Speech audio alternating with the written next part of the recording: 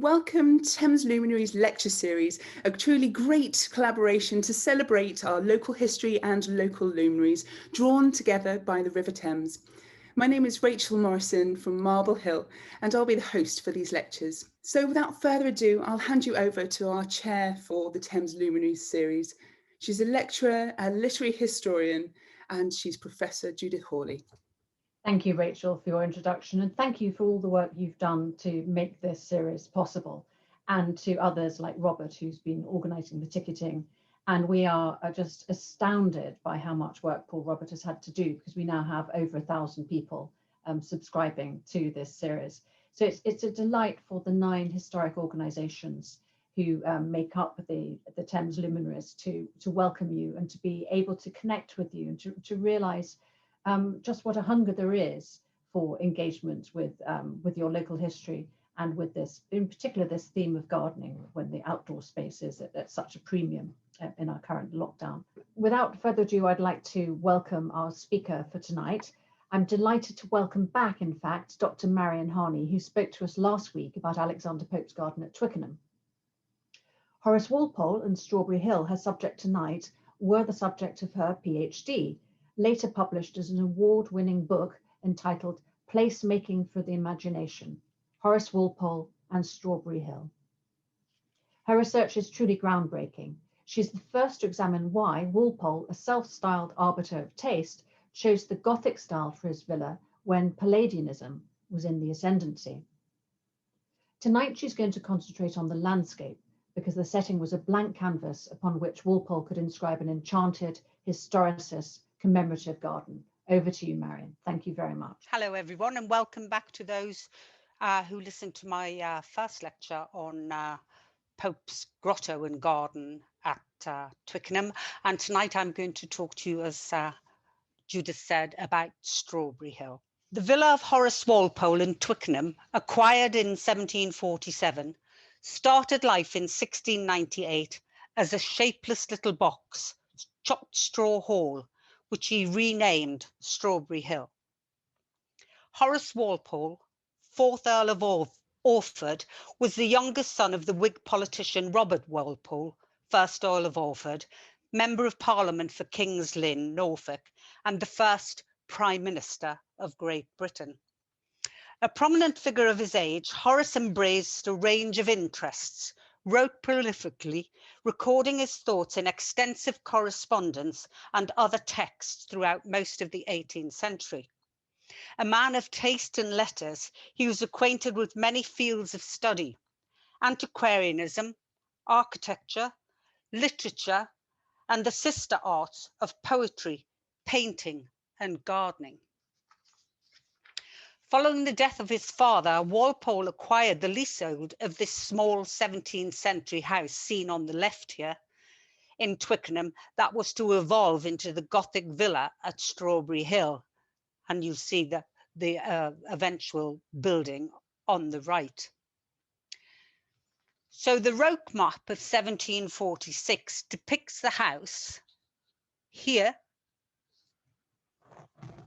with a short formal avenue running southeast, some outbuildings to the southwest, and a kitchen garden to the south, but otherwise with little planting and virtually isolated on the edge of pastoral open country.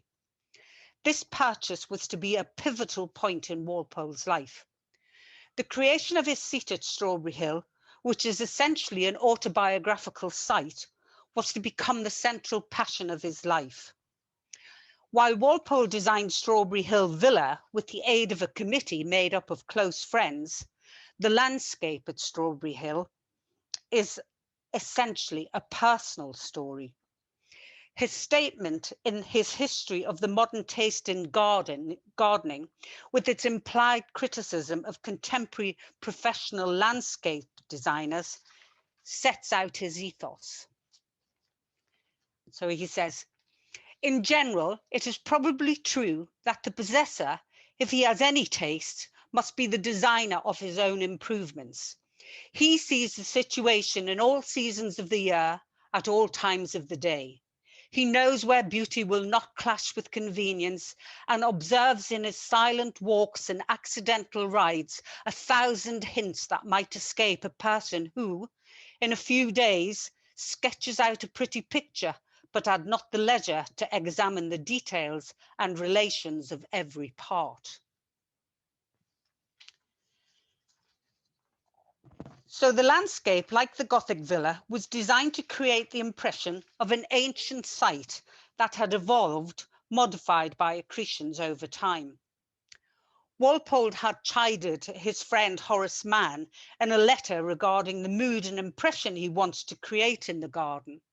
Walpole asks, "You say, you suppose my garden is to be Gothic too?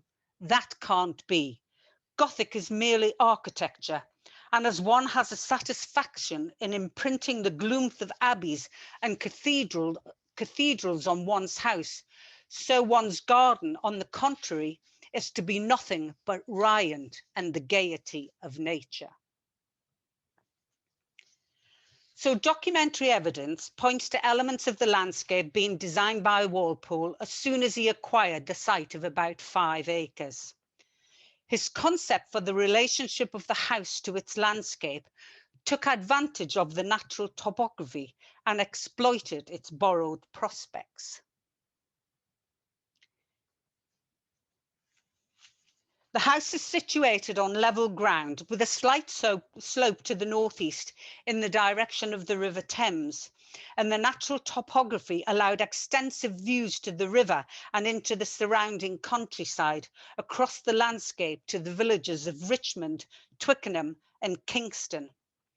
Historically, water meadows separated the garden and ground from the Thames, and Walpole continually purchased land to the south and east to secure these views to the river and wider landscape, and gradually enlarged his holding from his original 5 acres to a total of 46, buying approximately 41 separate plots from 17 owners. He initially carried out a campaign of structural tree planting, commencing with the grove near the house, maintaining the paramount views of an open aspect to the river.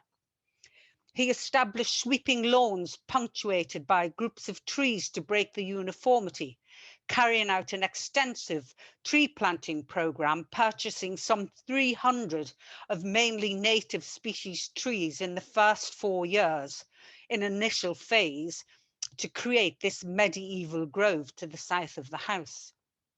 These were supplemented by others that he propagated in his own nursery, which he quickly established, probably on the site of the kitchen garden.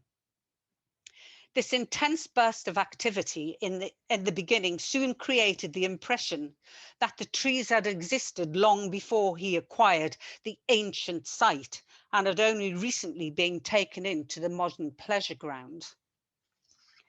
The land beyond the boundary of the pleasure ground was also incorporated into his own designed landscape, effectively creating a small-scale estate garden. The only significant topographical works at this time was the construction of a 200-metre natural terrace to take full advantage of the river views and borrowed prospect into the surrounding countryside and the animated landscapes of Twickenham and Richmond, enlivened by passing traffic. Walpole wrote again to Mann in 1753, enclosing a site plan, unfortunately now lost. But however, this later estate plan of circa 1793 illustrates the completed garden. And I'm just going to move something to show you this. And it incorporates many of the features that Walpole mentions into the letter to Mann and is useful, if somewhat misleading, in the detail for reconstructing the landscape. And so you see here, sorry, we've got something else. So here's the villa here, and this is the serpentine path going around the villa and the meadows down to the Thames, which we'll talk about in some detail. So he says to Mann, "The enclosed enchanted little landscape then is Strawberry Hill. The view of the castle is what I have just finished, and is the only side that will be regular. Directly before it is an open grove through which you see a field which is bounded by a serpentine wood of all kind of trees and flowering shrubs and flowers. The lawn before the house is situated on the top of a small hill, from whence to the left you see the town and church of Twickenham, encircling a turn of the river that looks exactly like a seaport in miniature. The opposite shore is a most delicious meadow, bounded by Richmond Hill, which loses itself in the noble woods of the park to the end of the prospect on the right, whereas another turn of the river and the suburbs of Kingston, as luckily placed as Twickenham is on the left, and a natural terrace on the brow of my hill, with meadows of my own down to the river, commands both extremities. Is this not a tolerable prospect? You must figure that all of this is perpetually enlivened by a navigation of boats and barges, and by a road below my terrace, with coaches, post-chaises, wagons and horsemen constantly in motion, and the fields speckled with cows, horses and sheep. So the design of the villa and naturalistic landscape setting was one of the earliest picturesque ensembles in England, and in Walpole's time, Strawberry Hill received many visitors. The 18th century visitor would have first viewed the picturesque Gothic castle from the Hampton Court Road, which passed directly along the north facade of the house, seen in the last image. It was described by a visitor in the 18th century. The approach to the house through lofty trees, the embattled walls overgrown with ivy, the spiry pinnacles, the grave air of the building give it all the appearance of an old abbey.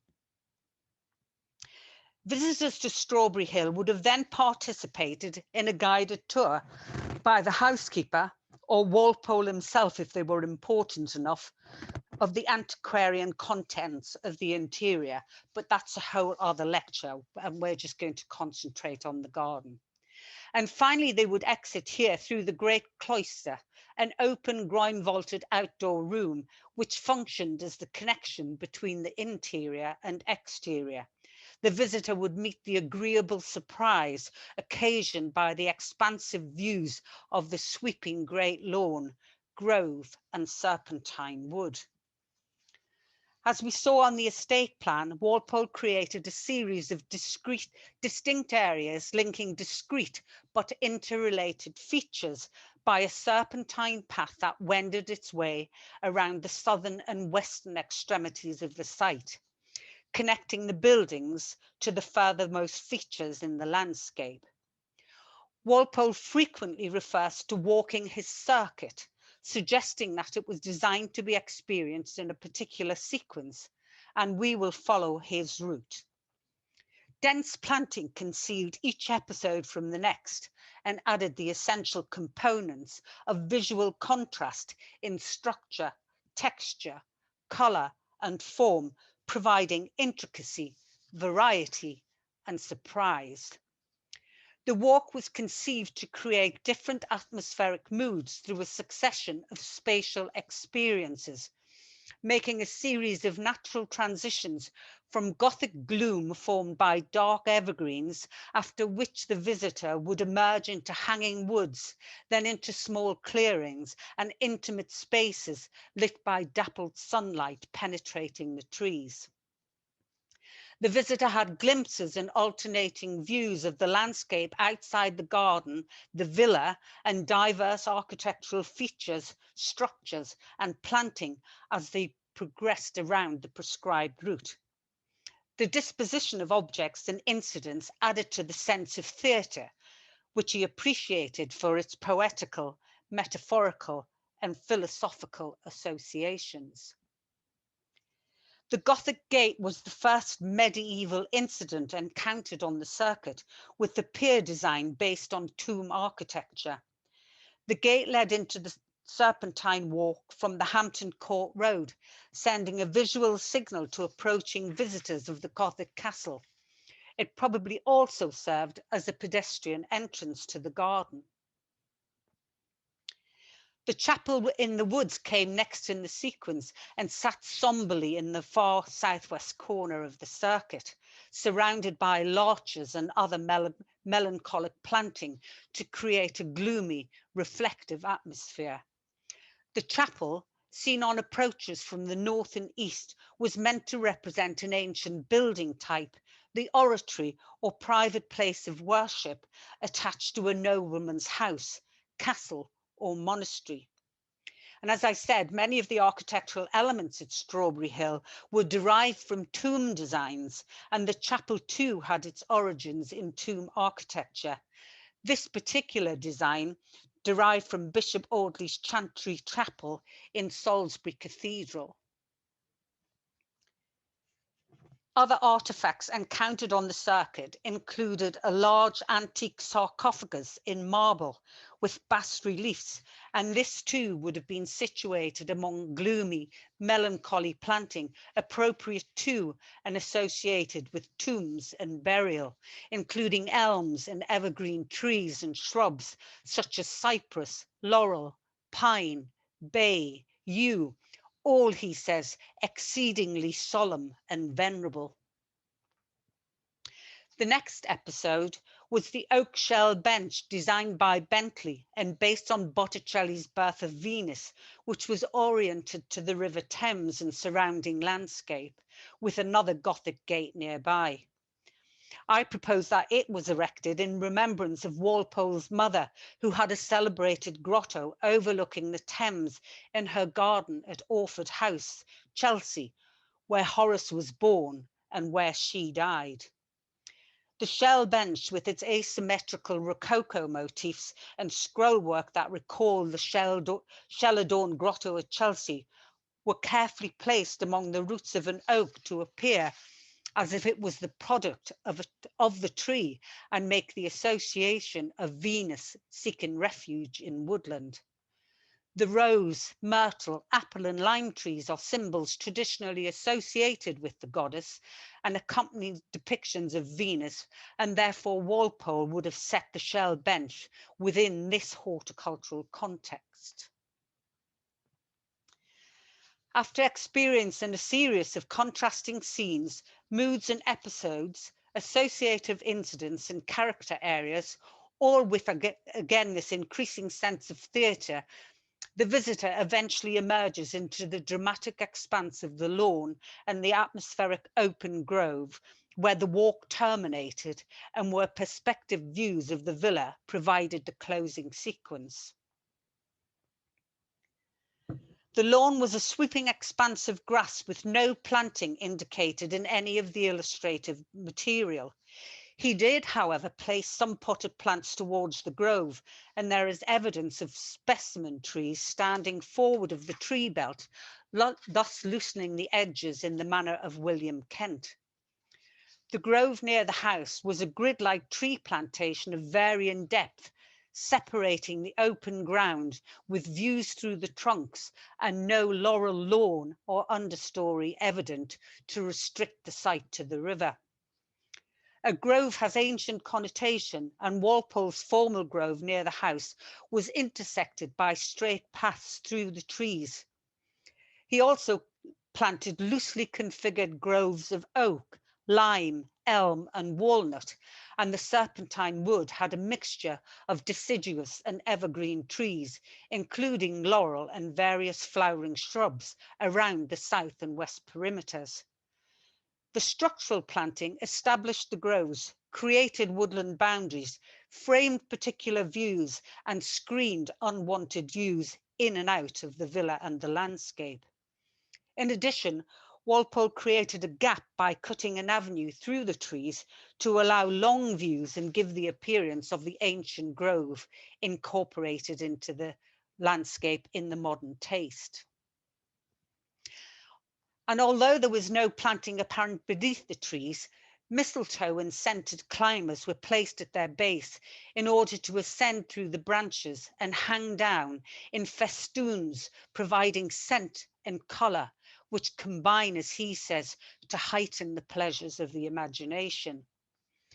Mr. Ashe, a nurseryman in Twickenham, had supplied Pope with plants, and while Walpole had requested that his tree planting was carried out in an irregular manner, he replied, "Yes, sir, I understand. You would have them hang down somewhat poetical." Walpole consciously rejected strict formality, but the polite, symmetrical garden facade of the villa was more ordered and the planting regular, in contrast to other areas of the garden. Much of the illustrative material commissioned by Walpole shows plants in pots and tubs close to the south and east facades of the house, suggesting they were a regular feature in these positions. They undoubtedly contain perfumed plants such as orange trees, as Walpole was very fond of their evocative scent, recording that the perfume of flowers is more evocative than colour. He says, "Even my passion for flowers lies chiefly in my nose. I care much more for their odours than for their hues or for the anatomy of their pistils." There are also climbers scaling the walls. Lime trees planted close to the building, the scene here, were a key feature of the east elevation and are apparent in numerous images. They provide a more filtered light, enhancing the atmosphere of gloomth with colour and animation to the interior, but limned up to ensure that the views out to the river were not obscured by foliage. There was also a graduated shrubbery extending to the northeast of the house, principally to screen the Hampton Court Road, which is depicted in later views with trellis work, as seen here, and pots in front of the shrubbery as it became overgrown as it reached maturity. Walpole was always interested in the effects that could be obtained with planting, and he describes how painterly principles could be applied to achieve picturesque compositions. So he says, "Above all cypresses, which I think are my chief passion, there is nothing so picturesque when they stand 2 or 3 in a clump upon a little hillock or rising above low shrubs, and particularly near buildings. There is another bit of picture of which I am fond, and that is a larch or a spruce fir planted behind a weeping willow and shooting upwards as the willow depends. I think for courts about a house or winter gardens, almond trees mixed with evergreens, particularly with Scots firs, have a pretty effect." He also frequently mentions sensuous and sensory stimulation derived from the visual display, colour, texture and forms, and how the fragrance of plants is particularly evocative. He describes the feeling engendered by experiencing this colour and inhaling the scents of lilac, jasmine and orange, and their capacity for triggering his imagination. "I am just come in from the garden in the most oriental of all evenings, and from breathing odours beyond those of Araby. The acacias, which the Arabians have the sense to worship, are covered with blossoms. The honeysuckles dangle from every tree in festoons. The syringas are thickets of sweets, and the new cut hay of the field in the garden tempers the balmy gales with simple freshness. The pleasure of lilac, jonquil and hyacinth season is frequently mentioned in his correspondence as one of his chief passions." So, having recorded in 1753 in Walpole's letter to Man his reaction and delight at acquiring and designing the enchanted little landscape, we will now allow him the last word when we witness the importance of the building, its landscape setting, and their ability to instill the pleasures of the imagination some 30 years later. So Walpole says, "There is a solemnity in the house of which the cots will give you an idea," meaning engravings. "They cannot add the gay variety of the scene without, which is very different from every side, and almost from every chamber, and makes a most agreeable contrast. The house being placed almost in an elbow of the Thames, which surrounds half and consequently beautifies three of the aspects. Then my little hill, and diminutive enough it is, gazes up to Royal Richmond, and Twickenham on the left and Kingston Wick on the right are seen across bends of the river, which on each hand appears like a Lilliputian seaport. Swans, cows, sheep, coaches, post-chaises, carts, horsemen and foot passengers are continually in view. The fourth scene is a large common field, a constant prospect of harvest in its stages, traversed under my windows by the great road to Hampton Court. In short, an animated view of the country. These moving pictures compensate the conventional gloom of the inside, which, however, when the sun shines, is gorgeous as he appears all crimson and gold and azure through the painted glass. Now, to be quite fair, you must turn the perspective and look at the vision through the diminishing end of the telescope, for nothing is so small as the whole, and even Mount Richmond would not reach up to Fiesole's shoe buckle. So this lecture, I hope, has identified the garden at Strawberry Hill's significance in the context of English landscape history, registering a change from the classical emblematic garden as we saw in Pope's garden to an expressive natural landscape that stimulates the imagination both by intellectual and sensory means, a concept that substantially predates the romantic sensibility of nature.